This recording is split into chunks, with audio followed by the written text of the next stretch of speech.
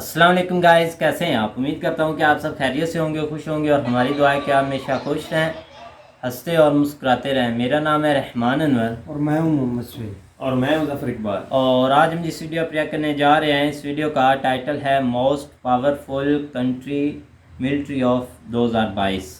तो चलो भाई, गौरव की वीडियो है तो सबसे पहले वीडियो देखते हैं और बाद में देते रिव्यू। तो चलो वीडियो करते हैं शुरू। हेलो फ्रेंड्स, मैं हूं गौरव। और हम अगर रशिया के पुराने दिनों की बात करें, जब वो यूएसएसआर का नेम टैग लिए घूमता था, तब अगर वो अपने अंदर आ रहे 15 देशों में से सिर्फ 5 देशों की मिलिट्री पावर को भी जोड़ता, तो वो अपने कट्टर दुश्मन मिलिट्री रैंकिंग में फर्स्ट आने वाले रशिया को मिनटों में चकनाचूर कर देता। पर आफ्टर लड़ाई झगड़ा एंड देयर इवेंचुअल डिमाइस, क्या रशिया आज भी वही सेम पोजीशन होल्ड करता है या रियलिटी आज कुछ और है? बट इनकी रियलिटी जितनी क्वेश्चनेबल है, उससे कहीं ज्यादा तो हमारे पड़ोसियों का हाल है। अरे ये नहीं, ये पड़ोसी। क्योंकि हमारे चीनी भाइयों ने 1979 के वियतनाम वॉर के बाद आज तक कोई वॉर ही नहीं लड़ा, जिसकी वजह से आज तक इन्हें दुनिया को अपनी मिलिट्री कैपेबिलिटीज दिखाने का मौका ही नहीं मिला। लेकिन इस रुकावट और लैक ऑफ एक्सपीरियंस के बावजूद भी आखिर चाइना आज भी मिलिट्री की लिस्ट में तीसरे नंबर पर कैसे आता है भाई? अगर चाइना बिना जंग लड़े इतना ऊपर आ सकता है, तो क्या भारत, जिसकी सेना वन ऑफ द बेस्ट सेना मानी जाती है, हम भी इस लिस्ट में टॉप रैंकिंग्स पर आते हैं कि नहीं? वेल फ्रेंड्स, मैं बात कर रहा हूं साल 2022 की। आइए जानते हैं आज की तारीख में currently, presently, which military is the most powerful in our today's video titled Most Powerful Military of 2022। तो चलो सबसे पहले जानते हैं उस देश की सेना की शक्ति को जो अपने जवानों पर पूरे 59 लाख करोड़ का खर्चा करके सबसे शक्तिशाली मिलिट्री की लिस्ट में पहले नंबर पर आता है। हम बात कर रहे हैं यूएसए की, जिसकी सेना में आज की तारीख में 14 लाख एक्टिव मैन पावर है, पर साथ ही 8 लाख से ज्यादा रिजर्व्ड मैन पावर है। और यूएसए सिर्फ मैन पावर के मामले में आगे नहीं है, बल्कि जब एयरफोर्स की बात आती है, तब तो यूएसए सारे देशों को पीछे छोड़ देता है। क्योंकि यूनाइटेड स्टेट्स एयरफोर्स के गैराज में टोटल 13,233 एयरक्राफ्ट्स के अलावा 1,956 फाइटर जेट्स और 761 अटैक एयरक्राफ्ट्स मौजूद है, जिसके चलते यूसैफ दुनिया का सबसे बड़ा, सबसे शक्तिशाली, टेक्नोलॉजिकली एडवांस्ड एयर फ्लीट बन गया है। और अगर न्यूक्लियर वेपन्स की बात की जाए, तो दुनिया का सबसे पहला न्यूक्लियर वेपन बना के उसे इस्तेमाल करने वाला यूएस आज कुल मिला के 3,750 एक्टिव और इनएक्टिव वॉरहेड्स रखता है। अब यूएस ने सिर्फ एयरक्राफ्ट्स पर ही फोकस नहीं किया, बल्कि नेवी पर भी किया है। और 490 नेवी शिप्स की गिनती के साथ यूएसए दुनिया के लार्जेस्ट नेवी के लिस्ट में चौथे नंबर पर आ रहा है। पर इन सभी अचीवमेंट्स के बावजूद सिर्फ 2 मेन कमजोरियों की वजह से यूएस भी दूसरे देशों से पीछे रह गया, जिसमें फर्स्ट है हाइपरसोनिक मिसाइल डेवलपमेंट। जिस सिस्टम को यूएसए के 2 बड़े दुश्मन रशिया और चाइना ने तो अपने हथियारों में शामिल कर लिया, लेकिन क्योंकि यूएस आज भी सवाल जवाब में उलझा हुआ है, इसीलिए अगर उस पर किसी ने हमला कर दिया तो नेवी में 4th लार्जेस्ट होने के बावजूद उसे भारी खतरा झेलना पड़ेगा। नेक्स्ट अड़चन है इन्वेस्टमेंट इन टेक। क्योंकि अर्ली 2000s में यूएस ने अपने वॉरियर कॉन्सेप्ट में कई 100 लाख लगा दिए थे, कुछ ही टेक्नोलॉजीज उसमें से काम आई। यही नहीं, ज़ूमवॉल्ट क्लास डिस्ट्रॉयर पर लगाए 76,000 करोड़ भी वेस्ट हुए, क्योंकि उसे बीच रास्ते में ही रोक दिया गया। But it's okay, technological advancement जरूरी है, वरना एफिशिएंसी और प्रोडक्टिविटी कैसे बढ़ेगी? राइट, हम स्टोन टूल से आज मशीन्स और आयरन टूल्स पे पहुंच चुके हैं। और अगर हम कार्डेशियर स्केल को थोड़ा देखें, तो हमें पता चलता है कि एक दिन ऐसा आएगा जब हम सिर्फ अर्थ से मून नहीं, बल्कि प्लैनेट टू प्लैनेट और गैलेक्सी टू गैलेक्सी के बीच आराम से ट्रैवल कर पाएंगे। अब आप बताओ उस वक्त चीजें कितनी बदल चुकी होगी। अभी का एग्जांपल ले लो, हम पहले गोल्ड, सिल्वर और ब्रॉन्ज के करेंसी को यूज करते थे, और फिर आज हम कॉटन और स्टेनलेस स्टील की करेंसी यूज कर रहे हैं। और अभी हमने डिजिटल करेंसी की तरफ बढ़ना तो बस शुरू किया है। फ्यूचर डिजिटल करेंसी होने वाला है, जिसे हम क्रिप्टो करेंसी कहते हैं। अब जब आगे जाके दुनिया और एडवांस होगी और ब्लॉकचेन टेक्नोलॉजी का मैस एडॉप्शन होगा और लोग सिर्फ फिजिकल करेंसी नहीं बल्कि डिजिटल एसेट्स की भी एक्सचेंज और ट्रेडिंग करेंगे, तो डिमांड किसकी बढ़ेगी? वेल, इन्हीं की। तो फिर क्यों ना अभी से क्रिप्टो जर्नी ट्रेडिंग शुरू किया जाए, है कि नहीं? और इसी चीज के लिए मैं आपके लिए लेकर आया हूँ कॉइन स्विच कुबेर ऐप, जहाँ पर आप सिर्फ 100 रुपीज से बिटकॉइन जैसे 32 लाख रुपीज के डिजिटल एसेट के एक हिस्से को खरीद सकते हो। And for your kind information, estimation ये ऐप 1.5 करोड़ से भी ज्यादा यूजर्स यूज करते हैं। और ये सब सुन के अगर आप ये सोचकर परेशान हो रहे हो कि आप ये कैसे करोगे, तो मैं आपको बता दूं कि इस ऐप का इंटरफेस बहुत ही सिंपल है, जिसे आप जैसे न्यू ट्रेडर्स आसानी से इस्तेमाल कर सकते हो। साथ ही ये ऐप आपको केवाईसी करने का भी मौका देता है, जिससे कि आप इस ऐप की जेन्युइननेस और सिक्योरिटी की भी एश्योरिटी पा सकते हो। तो बिना देरी के आप इस ऐप को मेरे वीडियो के नीचे डिस्क्रिप्शन लिंक से डाउनलोड करके आज ही ट्रेडिंग जर्नी स्टार्ट कर सकते हो, क्योंकि मेरे डिस्क्रिप्शन लिंक से अगर आप इस ऐप को डाउनलोड करोगे तो आपको 100 rupees worth of bitcoin free मिलेंगे। प्लस यहाँ पे और लोगों को ये ऐप रेफर करने से आपको 100 रुपीज के बीटीसी यानी कि बिटकॉइंस और मिलते हैं, और डाउनलोड करते ही आप तुरंत इसमें ट्रेडिंग शुरू कर सकते हो और मनी अर्न करना। विड्रॉवल भी एकदम फास्ट है, अब बैंक अकाउंट या यूपीआई के थ्रू पैसे विड्रॉ कर सकते हो। Now coming back to the topic, यहाँ तक कि लिटोरल कॉम्बैट शिप जिस पर यूएस ने बहुत उम्मीदें लगाई थी, उसके शिप्स कुछ इस कदर फेल हुए कि एलसीएस को भी इवेंचुअली रिटायर होना पड़ा। और इनकी उटपटांग इन्वेस्टमेंट की लिस्ट और भी बहुत बहुत लंबी है, जिसे देखकर यही लगता है अगर नंबर 1 मिलिट्री पावर की कुर्सी पर यूएस को बैठे रहना है तो अपने बिना सर पैर के इन्वेस्टमेंट और R&D पर थोड़ा सा ध्यान देना होगा। कोई बात नहीं, नेक्स्ट हमारे लिस्ट में आता है वो देश जिन्होंने दुनिया के पूरे न्यूक्लियर वेपन्स के स्टॉक में से आधे अपने नाम पर कर रखा है, तभी तो वो बात को वर्ल्ड वॉर 3 तक ले जाने के लिए भी तुल गया है। We are talking about Russia, जिन्होंने अपने 10 लाख एक्टिव और 20 लाख रिजर्व सैनिकों के लिए 3,30,000 करोड़ रुपीस का बजट संभाल के रखा है, जिसके चलते 2022 में मिलिट्री स्ट्रेंथ रैंकिंग में रशिया दूसरे पोजीशन पर खड़ा है, जिसमें रशिया के एयरफोर्स की गिनती में 4,144 एयरक्राफ्ट के साथ 789 फाइटर प्लेन्स भी शामिल है। यही नहीं बल्कि रशियन मिलिट्री के अचीवमेंट्स में दुनिया के सेकंड लार्जेस्ट ग्राउंड फ्लीट होने का टैग भी लगता है। उनके पास 7,421 ground attack aircraft, 538 attack helicopters और तो और 13,000 टैंक्स भी है। पर इन 13,000 टैंक्स में एक छोटी सी दिक्कत ये है कि इस स्टॉक के अंदर सोवियत एरा के घिसे पुराने टैंक्स भी शामिल है, जिन्हें इस्तेमाल करने के लिए रशिया को उन पर पड़े मकड़ी के जाल को साफ करते करते हफ्ते लग जाएंगे, जिसके बाद भी उनका मुकाबला मॉडर्न टेक्नोलॉजी के सामने नहीं किया जा सकता। लेकिन रशिया के नंबर 2 पोजीशन होने की वजह रशिया की नेवी है। आज रशिया के नेवी के पास 603 शिप्स हैं, जिसने उसे दुनिया के सेकंड लार्जेस्ट पोजीशन पर खड़ा कर दिया है। रशिया के कई शिप्स भी बाबा आदम के जमाने के हैं और इसीलिए मॉडर्न टेक्नोलॉजी के सामने इतना नहीं टिक पाएंगे। ऊपर से इनकी ट्रबलिंग इकोनॉमी, जो एक टाइम में क्रीमिया वॉर के चलते सैंक्शंस पर सैंक्शंस लगवा रही थी, वो आज यूक्रेन के चक्कर में लग रही है। अब फ्रेंड्स, रशिया का जो मेन पावर था वो 1991 में छीन लिया गया था जब यूएसएसआर का बंटवारा हुआ था, और हो सकता है कि ये बंटवारा नहीं हुआ होता तो रशिया आज के तारीख में अपनी मिलिट्री पावर के लिए फर्स्ट रैंकिंग पर आता, क्योंकि अगर रशिया आज यूएसएसआर होता तो 15 देशों में से सिर्फ 5 देशों के फोर्सेस को मिलाकर ही 15 लाख की सेना खड़ी हो जाती, जो अपने पुराने और कट्टर दुश्मन यूएस को शायद आसानी से हरा देता। बट आज की तारीख में रशिया का बुरा हाल है और यहाँ की जनता भी कुछ खास मदद नहीं करती। बेटर अपॉर्चुनिटी के चलते ये भी देश से चलते बनते हैं, और इन सब रुकावटों की वजह से जो देश एक टाइम पर नंबर 1 को हराने की ताकत रखता था, क्या वो फ्यूचर में कभी ऐसा कर पाएगा? या दुनिया के 8वें मोस्ट पावरफुल मिलिट्री फोर्स यानी कि यूके की तरह रशिया भी सिर्फ अपने न्यूक्लियर वेपन्स के भरोसे रह जाएगा? जहां पर रशिया का फ्यूचर अनसर्टेन है, वहीं पर चाइना का फ्यूचर काफी ब्राइट लग रहा है, क्योंकि चाइना के नेवी के 777 वेसल्स, 9 सबमरीन्स और 46 फ्रिगेट्स ने इसे रशिया के ठीक ऊपर दुनिया के लार्जेस्ट नेवी होने के ओहदे पर खड़ा कर दिया है, जिन्होंने अपने 2,20,000 एक्टिव सोल्जर्स और 5 लाख से ज्यादा रिजर्व सोल्जर्स के लिए 19 लाख करोड़ का बजट सेट किया है। पर चाहे इन्होंने कितने भी पैसे क्यों न डाले हो, just like Russia and US, समस्याओं ने चाइना को भी नहीं छोड़ा है, और इनके सर का सबसे बड़ा दर्द है मॉडर्नाइजेशन। क्योंकि चाइना आज भी J-20 फाइटर प्लेन ही उड़ा रहा है, जिन्हें यूएस और रशिया के F-22, F-35 और Su-57 से कई गुना इंफीरियर माना गया है। ऊपर से 1979 के बाद से किसी एक्चुअल वॉर में ना लड़ने के कारण इनकी मिलिट्री कैपेबिलिटीज टोटली अनटेस्टेड ही रह गई है। लेकिन चाइना ने इस पावर इम्बैलेंस का भी जवाब ढूंढ लिया है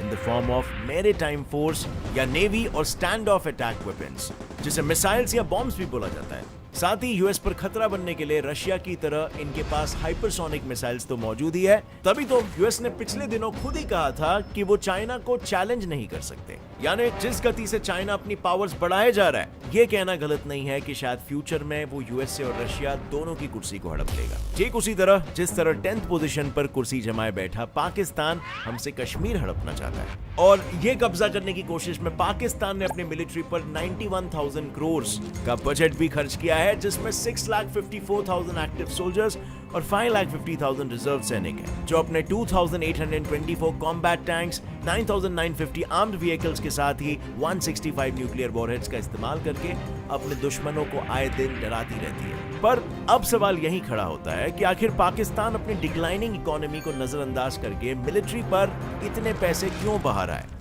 इसका एक बड़ा कारण ये होगा कि अगर कभी चाइना इंडिया के बीच जंग छिड़ जाती है तो पाकिस्तान भी इस बहती गंगा में हाथ धोकर कश्मीर को कैप्चर करने में आगे आएगा।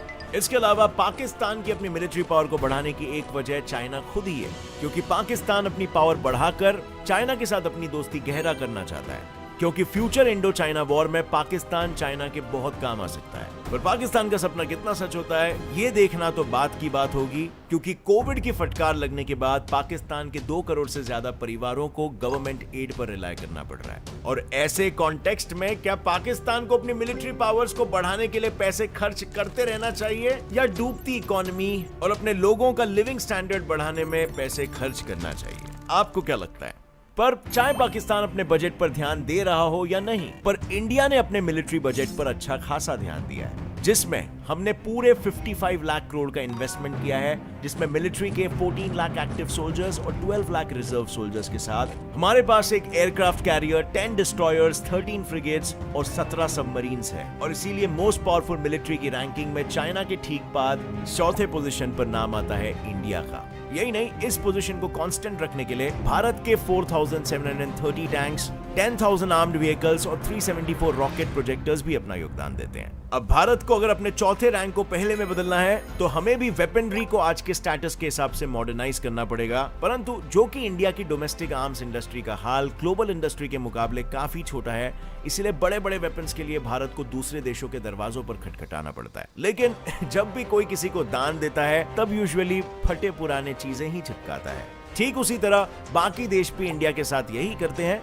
जब भी इंडिया दूसरे देशों से वेपन्स को इंपोर्ट करता है तब वो बेस्ट वेपन्स को अपने पास रखकर इंडिया को अपने कमजोर वेपन्स चिपका देते हैं, जिसके चलते इंडिया चाइना के आए दिन आ रहे वेपनरीज को टक्कर नहीं दे पा रहा है। हालांकि इंडिया अपने इस मॉडर्नाइजेशन की समस्या को बैलेंस आउट करने के लिए यूएसए से लेकर ऑस्ट्रेलिया और यूके जैसे देशों के साथ अपने रिलेशंस मजबूत करने की भागदौड़ में लगा हुआ है, और अगर वो इस प्लान में कामयाब हो गया तो हमारे मिलिट्री फोर्स को तो बेनिफिट होगा ही, पर हो सकता है कि इसी से इंडिया चाइना को रेस में पीछे छोड़कर खुद आगे निकल जाएगा।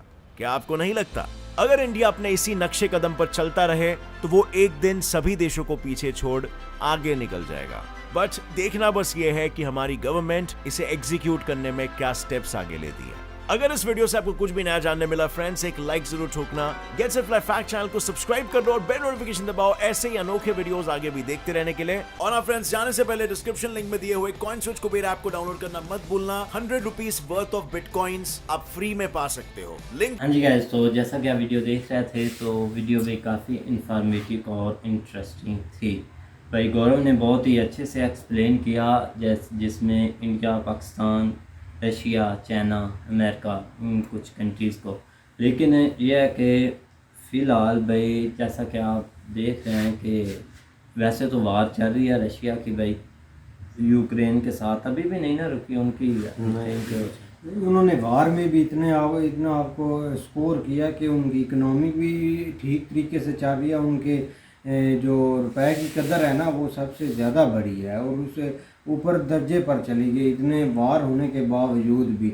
लेकिन सैंक्शन भी बहुत लगे, सैंक्शन भी उस पर बहुत लगे हैं, लेकिन अभी भी वो रुक नहीं रहे। अब उन्होंने शायद स्वीडन या फिनलैंड पर आज नहीं तो कल वो ज़रूर उन पर हमला कर देंगे, क्योंकि उन्होंने भी नेटो का एक खुला ऐलान कर दिया कि हम नेटो में ही शामिल होंगे, और जो कि रशिया नहीं चाहता वो इन पर ज़रूर हमला करेंगे, चाहे आज कर दे कल कर दे। और रशिया इतनी पावर रखता भी है, दो साइड पर लड़ रहा है भाई, तो दो साइड पर लड़ रहा है। और रही चाइना की बात, भाई चाइना तो ठीक है आगे बढ़ रहा है और फिर वो रशिया और अमेरिका को बीट कर जाएगा, क्योंकि कल उन्होंने एक और मिसाइल का तजर्बा किया कि वो चलती गाड़ी को, हाइपरसोनिक मिसाइल का उन्होंने कल ही तजर्बा किया, चलती गाड़ी को वो टारगेट कर सकते हैं और सक्सेसफुल भी हुआ है। तो चाइना भाई अब दिन ब दिन आगे ही बढ़ता जा रहा है। और रही बात पाकिस्तान की, तो पाकिस्तान भी मिलिट्री पर तो बहुत बजट, सबसे ज़्यादा बजट पैसा लगाता है मिलिट्री पर, लेकिन हमें रिजल्ट भी मिलता है, क्योंकि अब जो भी इधर कंट्री है, इंडिया हो गया, रशिया ही अभी लड़ा है जंग, नहीं ना तो भी चाइना वार लड़ा है, ना इंडिया अभी तक कोई वार लड़ा है। जो पिछली वारों के देखा जाए ना, जो पिछली वार थी वो ही लड़ा था, लेकिन अभी तक उन्होंने ना कोई वार लड़ी है, ना ऐसे कोई हालात बिगड़े हैं कि वो अपनी ताकत आजमाएं या ऐसे यूज़ करें। लेकिन वो अपनी ताकत दिन ब दिन बढ़ा रहे हैं और बहुत बढ़ा रहे हैं, क्योंकि नेक्स्ट मंथ उन्होंने S-400 इधर तैनात करना है, चाइना वाली साइड पर और पाकिस्तान की साइड पर, जो भी उसका फुल सिस्टम है। पंजाब सेक्टर में तो किया हुआ है नहीं, उन्होंने। उन्होंने फुल अब चाइना पर भी करना है, लेकिन हमारी तो हर रोज़ ही भाई जंग होती है, इधर वज़ीरिस्तान में, इधर बलूचिस्तान में, वो तो हर रोज़ हमारे जवान शहीद भी होते हैं और वो जंग लड़ रहे हैं, हमें उन पर बिलीव भी है। लेकिन फ्यूचर में अगर देखो क्या होता है, अब इन्होंने तो पावर बढ़ानी है चाइना की खातिर, अगर हमारी पावर मिलिट्री की बढ़ेगी तो चाइना उतना ही क्लोज होगा। अगर कल इंडिया और चाइना की वार होती है तो इसमें कोई शक नहीं कि पाकिस्तान इसमें ज़रूर दखल अंदाजी करेगा, वो क्योंकि कश्मीर लेने के लिए, इसमें कोई शक नहीं। इसीलिए वो अपनी ताकत बढ़ा रहे हैं और दिन शायद देखा जाए तो इंडिया इन पर पहले अटैक कर देगा, जहाँ तक मेरा अंदाज़ा इन पाकिस्तान और चाइना पर। नहीं, अभी फ़िलहाल तो नहीं, जैसा कि भाई गौरव ने भी बोला कि अभी हम इस चीज़ के लिए तैयार नहीं, लेकिन यह है कि क्योंकि जब आप तिजारत करते हैं, मतलब कि जब आप किसी से वाइपन लेते हैं तो भाई तब मुश्किल यह है कि कोई आपको भाई बेस्ट क्वालिटी दे। लेकिन यह है कि जैसा कि उन्होंने बोला है कि हम कोशिश कर रहे हैं भाई अमेरिका के साथ मिलकर या जैसे भी है, तो में भी हो सकता है कि बेस्ट हो जाए। और लेकिन ये अगर ऐसा हो जाए तो भाई वो फिर है कि फिर वो टक्कर दे सकते हैं, क्योंकि अभी फ़िलहाल उनको इस चीज़ की ज़रूरत है कि वो बेस्ट वेपन अपनी कंट्री के लिए खरीद रहे हैं। लेकिन कल भी उनको भाई आई थिंक USA से कुछ फ्री पैसे दिए हैं भाई अमेरिका ने वेपन्स के लिए, तो ये है कि भाई उनकी काफ़ी अमेरिका हेल्प भी कर रहा है। वैसे भी उनके रिलेशन बहुत अच्छे हैं, बहुत ही अच्छे हैं भाई, तो इसीलिए वो जो भी बेहतर है अपनी कंट्री के लिए करने को भाई कर रहे हैं और करते आ रहे हैं। और जब बेहतर हो जाएगा तो तब फिर वो भाई आंखें दिखाने के लिए होंगे। अब भी दिखाते हैं, अब भी कोई डरने वाली बात ऐसी नहीं, लेकिन यह है कि जब तक बंदा फुल नाना तैयार हो जाए तब तक नहीं बंदा ऐसे करना चाहिए भाई। मिलिट्री डिफेंस जो है ना, वो तो ज़ाहिर बात है हर मुल्क अपनी अपनी दौड़ में लगा हुआ है और होना भी चाहिए अपने डिफेंस के लिए। लेकिन ये है कि वार की बात करें तो वार को किसी किस्म का हाल नहीं होता, ना ही कोई आज ये पता नहीं रशिया ने अब कैसे शुरू की हुई है, वो उनको एक जुनून था। लेकिन ये है कि अब इसकी तरफ नहीं जाना चाहिए। अगर पाकिस्तान की बात करें तो हमें तो वो बिल्कुल सही बात कर रहे हैं कि जो बजट हमारा फ़ौज के ऊपर जो है ना वो बहुत ज़्यादा लग रहा था, अब जो है ना बेहतर है डिफेंस के ऊपर। तो अब बेहतर है कि हमें जो है ना वो अपने बाकी जो लोग हैं, जिस तरह वो कोविड के बाद या पहले भी जो है ना वो बहुत ज़्यादा जो है ना वो मामला ख़राब थे इकनॉमिकली, तो उसके ऊपर जो है ना वो तवज्जो देने की ज़्यादा ज़रूरत है, बजाय इसके कि हम ठीक है वो डिफेंस तो साथ साथ चलता रहता है, जो जितना बनाना था वो बना भी लिया, आगे भी जो है ना वो एडवांस भी ज़रूरत होती है। लेकिन ये है कि उसको भी साथ लेके चले, लेकिन प्रीफर जो है ना वो अपने लोग होने चाहिए। बिल्कुल भाई, और होंगे इंशाल्लाह, सब होंगे भाई, और पाकिस्तान भी होगा, क्योंकि जो भाई जैसे ये हालात चल रहे हैं ना, ऐसे हालात भाई कंट्री पर आते रहते हैं, जैसा कि अब आप श्रीलंका देख लें, और होगा इंशाल्लाह हम पाकिस्तान भी बेहतर हो जाएगा, क्योंकि गवर्नमेंट के इशू हैं और ज़्यादा देर तक नहीं चलेंगे। उम्मीद है कि भाई इसी महीने के जो एंड पर है ना ये जितने भी इशू है ना भाई सॉल्व होंगे, मतलब कि कुछ हद तक थम जाएंगे। तो उम्मीद करते हैं कि गाइस आपको वीडियो पसंद आएगी। अगर पसंद आए तो लाइक सब्सक्राइब ज़रूर कीजिएगा और कमेंट में अपनी राय का इज़हार ज़रूर कीजिएगा। अल्लाह हाफ़िज़।